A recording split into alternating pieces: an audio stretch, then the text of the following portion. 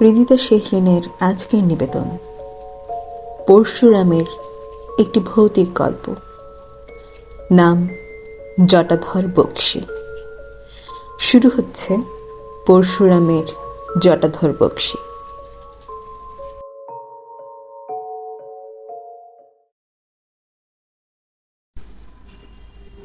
নূতন দিল্লির গোল মার্কেটের পেছনে কুচা চৌমুকি রাম নামে একটা গলি আছে। এই গলির মোড়েই কালীবাবুর বিখ্যাত দোকান ক্যালকাটা টি কেবিন। এখানে চা, বিস্কুট, সস্তা কেক, সিগারেট, চুরুট আর বাংলা পান পাওয়া যায়। তামাকের ব্যবস্থার গোটা কত খুঁকোও আছে। 2-1 মাইলের মধ্যে যেসব অল্পবিত্ত বাঙালি বাস করেন তাদের অনেকেই কালীবাবুর দোকানে চা খেতে আসেন। সন্ধ্যার সময় খুব লোক সমাগম হয় এবং জাঁকিয়ে আড্ডা বসে। পৌষ মাস পড়েছে। সন্ধ্যা 6:30। বাইরে খুব ঠান্ডা, কিন্তু কালীবাবুর টি কেবিন বেশ সরগরম। ঘরটি ছোট। একদিকে চায়ের উনুন জ্বলছে। 15-16 জন পিপাসু ঘেঁষাঘেঁষি করে বসেছেন। সিগারেট, চুরুট আর তামাকের ধোঁয়ায় ঘরের ভেতরটা ঝাপসা হয়ে গেছে। কথা বলছিলেন রামতারণ মুখার্জি। এর বয়স প্রায় 65। মিলিটারি অ্যাকাউন্টসে কাজ করতেন। 10 বছর হলো অবসর নিয়েছেন। 2 ছেলেও দিল্লিতেই চাকরি পেয়েছে। কাজেই রামতারণ এখানকার স্থায়ী বাসিন্দা হয়ে গেছেন। ইনি একজন সব জানতা লোক। কথা বলতে আরম্ভ করলে আর থামতেই চান না। অন্য লোককে কিছু বলবার অবকাশও দেন না।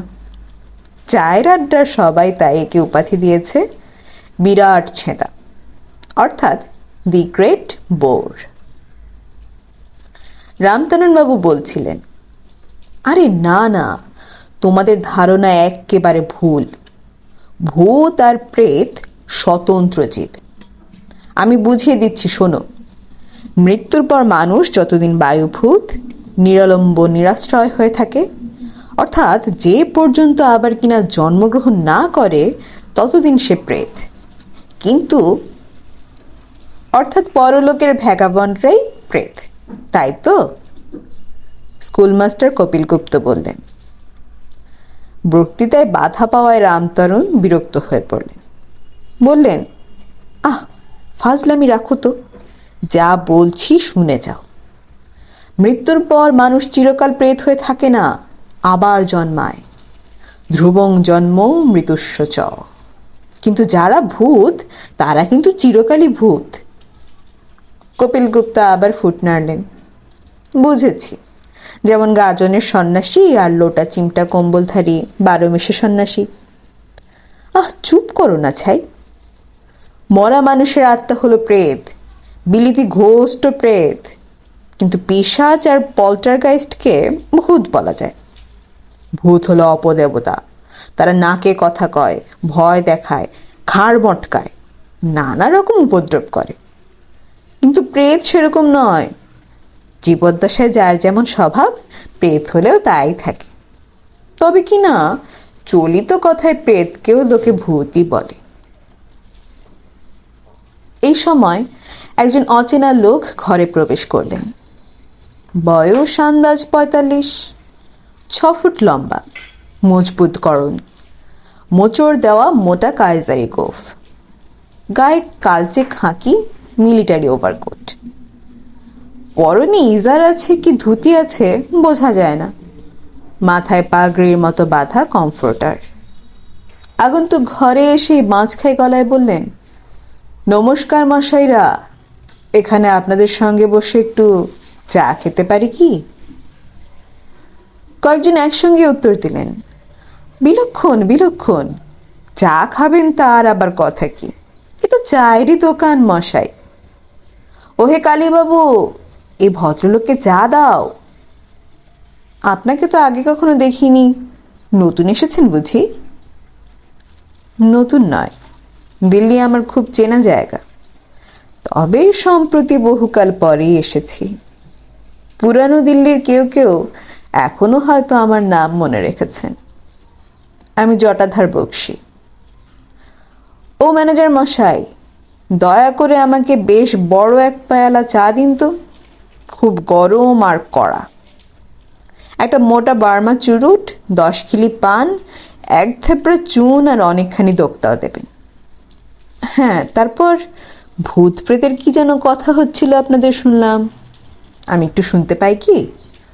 এসব কথায় আমার খুব আগ্রহ আছে। একজন উৎসুক নতুন শ্রোতা পেয়ে রামতারণবাবু খুশি হয়ে বললেন, হ্যাঁ হ্যাঁ, শুনবেন বই কি। বলছিলুম, ভূত আর প্রেত আসলে আলাদা জীব, তবে সাধারণ লোকে তফাৎ করে না। বাদশাহী আর ব্রিটিশ জমানায় ভূত প্রেতের কথা অনেক শোনা যেত, কিন্তু এখনকার এই সেকুলার ভারতে তারা সব ফৌত হয়ে যাচ্ছে। গুরু মহারাজ, পানি মহারাজ, রাজ জ্যোতিষী, নেপাল বাবা ইত্যাদির উপর লোকের ভক্তি বেড়েছে বটে, কিন্তু ভূত প্রেতের উপর আস্থা কমে গেছে। সেজন্য আজকাল তাদের দেখা পাওয়াই কঠিন মশাই। কপিলগুপ্ত বললেন, বিশ্বাসে মিলায় ভূত, তর্কে বহুদূর। জটাধর বক্সী বললেন, ঠিক কথা, কিন্তু ভূত যদি প্রবল হয় তবে অবিশ্বাসীকেও দেখা দেয়। যদি অনুমতি দেন তো আমি কিছু বলি। রামতারণবাবু ভ্রু কুঁচকে বললেন, আপনি ভূতের কি জানেন?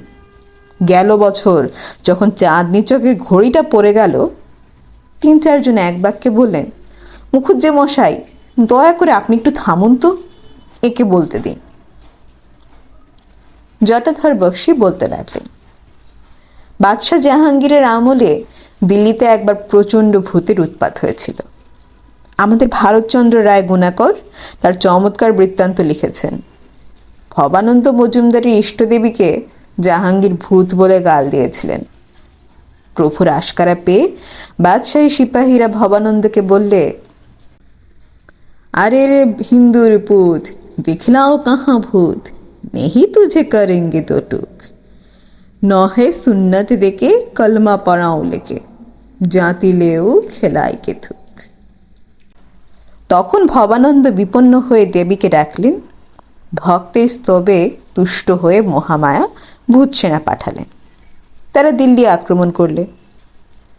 সেখানে বলেছেন, ডাকিনী যোগিনী শাঁখিনী পেতিনী গুহক দানব দানা, ভৈরব রাক্ষস ভক্ষস খুক্কস সমরে দিলে কো হানা, লপটে ছপটে দপটে রবটে ঝড় বহে খরতর, লপ লপ লম্ফে ঝপ ছপ ছম্ফে দিল্লি কাঁপে থর থর। অবশেষে বেগতিক দেখে বাদশাহ ভবানন্দের শরণাপন্ন হলেন। বিস্তর ধনদৌলত খেলা তার রাজকীয় ফরমান দিয়ে তাকে খুশি করলেন। তখন ভূতের উৎপাত থামল। সেকালের তুলনায় আজকাল ভূত প্রেত কিঞ্চিত দুর্লভ হয়েছে বটে, কিন্তু এই দিল্লিতে কিন্তু এখনো ভূত দেখা যায়। কপিলগুপ্ত বললেন, মুখুজ্জে মশাই, আপনি তো প্রাচীন লোক, বহুকাল দিল্লিতে আছেন, ভূতের সঙ্গে আপনার কখনো মোলাকাত হয়েছিল? রামতারণ বললেন, আমি নিষ্ঠাবান ব্রাহ্মণ, তোমাদের মতন অখাদ্য খাইনি, নিত্য সন্ধান হিপ করি, ভূতের সাধ্য নিয়ে আমার কাছে খেসে। কপিলগুপ্ত বললেন, আচ্ছা জটাধর বাবু, আপনাকে তো একজন চৌকস লোক বলে মনে হচ্ছে, আপনি ভূত দেখেছেন? জটাধর বললেন, নিরন্তরে দেখেছি, ভূত দেখা অতি সহজ। বলেন কি? দয়া করে আমাদেরও দেখান না। রামতারণ বললেন, ওসব বুজরুকে আমার কাছে চলবে না। ভূত প্রেত মানি বটে, একলা অন্ধকারে ভয়ও পাই, কিন্তু জটাধর কি ঘটাধর বাবু ভূত দেখাতে পারবেন এ কথা বিশ্বাস করিনি। কলেজে আমি রীতিমতো সায়েন্স পড়েছি হে, ম্যাজিকওয়ালাদের জোচ্চুরিও আমার জানা আছে। অট্টহাস্য করে জটাধর বললেন, যদি আপনাকে ভূত দেখাই? দেখাবেন বললেই হলো, কবে দেখাবেন, কোথায় দেখাবেন, কখন দেখাবেন? আজই, এখানেই, এখনই দেখাতে পারি। কপিলগুপ্ত বললেন, দেখিয়ে ফেলুন মশাই, আর দেরি করবেন না, আমাদেরও বাড়ি ফেরবার সময় হলো। কিন্তু কি দেখাবেন? ভূত না প্রেত? রামতরুণবাবু প্রতিবাদ সইতে পারেন না, চটে গিয়ে বললেন, বেশ তো, এখনই দেখান। ভূত প্রেত ব্রহ্মদত্তি শাঁকচুন্নি যা পারেন। আমি বাজি রাখছি আপনি পারবেন না, শুধু ধাপ্পা দিচ্ছেন। ভূত টুত দেখানো আপনার সাধ্যি নয়। জটাধর বললেন, আপনার চ্যালেঞ্জ মেনে নিল। মোটা টাকা বাজি রাখতে চাইনি, কারণ আপনি নিশ্চয়ই হারবেন। ছাপোষা পেনশনভোগী বুড়ো মানুষ, আপনার ক্ষতি করবার কোনো ইচ্ছে নেই। এই বাজি রাখা যাক যে ভূত যদি দেখাতে পারি তো আমার চা চুরুট পানের দাম আপনি দেবেন, আর যদি হেরে যাই তবে আপনি যা খেয়েছেন তার দাম আমি দেব। রাজি আছেন? সবাই বললেন, খুব ভালো প্রস্তাব, ভেরি ফেয়ার অ্যান্ড জেন্টলম্যানলি। বর্মা চুরুটের উগ্র ধোঁয়া উদ্গীরণ করতে করতে জটাধর বক্সী বলতে লাগলেন, 1941 সালের কথা। তখন আমি বার্মায় জেনারেল সিটওয়েলের স্যাপার্স অ্যান্ড মাইনার্সের দলে সিনিয়র হাবিলদার আমিন। বর্মা থেকে চীন পর্যন্ত যে রাস্তা তৈরি হচ্ছিল তারই জরিপ আমাকে করতে হতো।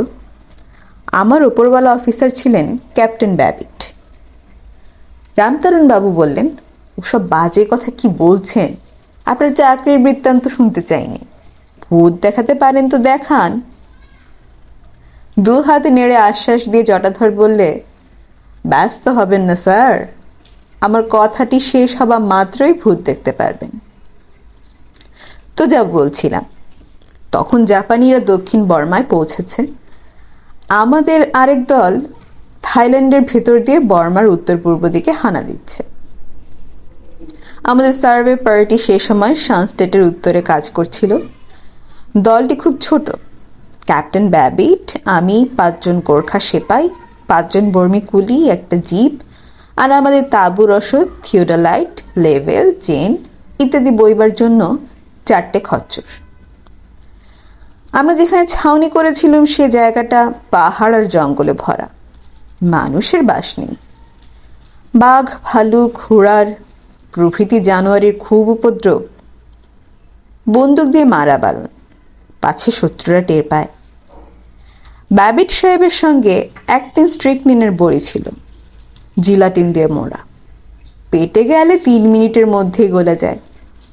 মাংসের টুকরোর সঙ্গে সেই বড়ি মিশিয়ে ক্যাম্পের বাইরে ফেলে রাখা হতো। রোজই 2-4টে জানোয়ার মারা পড়তো। একদিন গুজব শোনা গেল যে জাপানিরা আমাদের 20 মাইলের মধ্যে এসে পড়েছে। ক্যাপ্টেন ব্যাবিট বললেন, ওহে বক্সি, শুধু তুমি আর আমি একটু এগিয়ে গিয়ে দেখি চলো, আর সবাই ক্যাম্পেই থাকুক।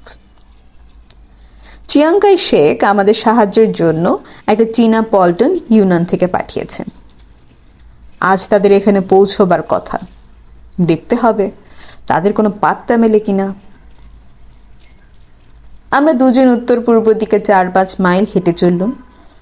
সামনে একটা নিবিড় জঙ্গল, তার ওধারে একটা ছোট পাহাড়। সাহেব বললেন, ওই পাহাড়ের উপর উঠে দূরবীন দিয়ে চারদিক দেখতে হবে। আমরা জঙ্গলে ঢুকলুম এবং সঙ্গে সঙ্গে জন 50 জাপানি আমাদের ঘিরে ফেললে। রামতরুণবাবু অধীর হয়ে বললেন, ওহে বক্সি, তুমি তো কেবলই বকবক করে চলেছ, শেষকালে হয়তো বলবে যে তুমি নিজেই একটা জাপানি ভূত দেখেছিলে। সেটি চলবে না বাপু, তোমার দেখা ভূত আমি মানব না।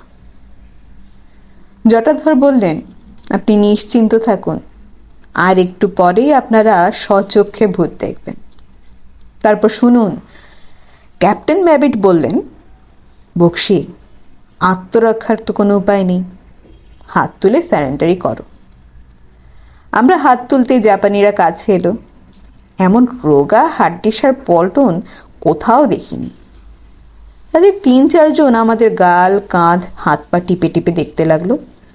একজন সাহেবের কাঁধে কামড় দিল, আর সবাই তাকে ধমক দিয়ে টেনে নিয়ে গেল।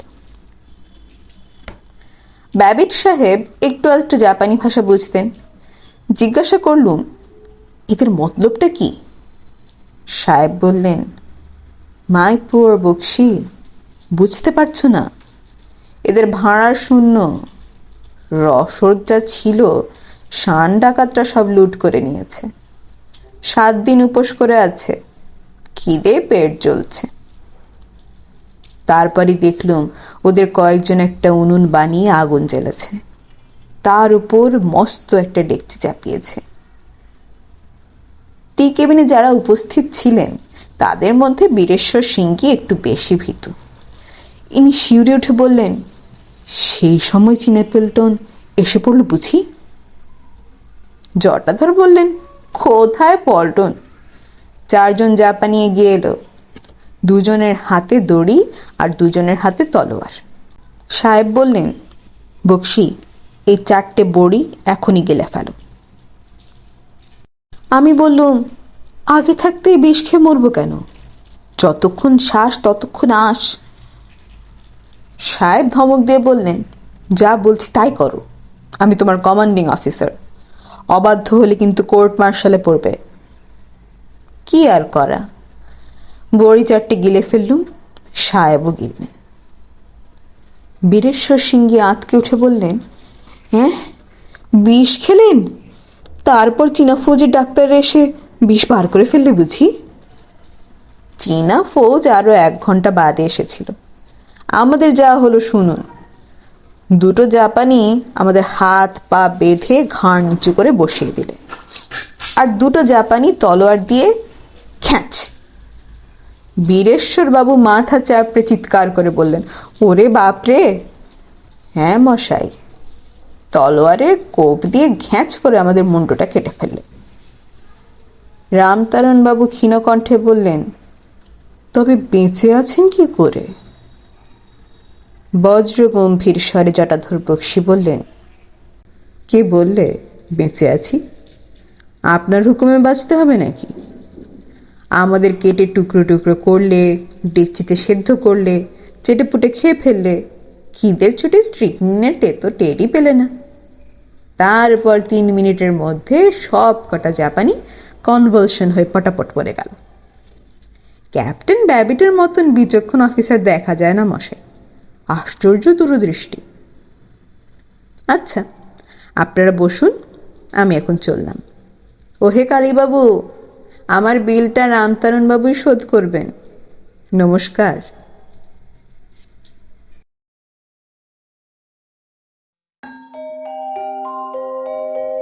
এরই সাথে শেষ হলো আমাদের আজকের আয়োজন। গল্পটি ভালো লেগে থাকলে লাইক, কমেন্ট এবং শেয়ার করতে ভুলবেন না। সাথে সাথে এ ধরনের আরো নতুন গল্প শোনার জন্য চ্যানেলটি সাবস্ক্রাইব করে রাখবেন। দেখা হচ্ছে নতুন কোনো গল্পে। সে পর্যন্ত ভালো থাকুন, সুস্থ থাকুন এবং হৃদিতা শেহরিনের সাথেই থাকুন।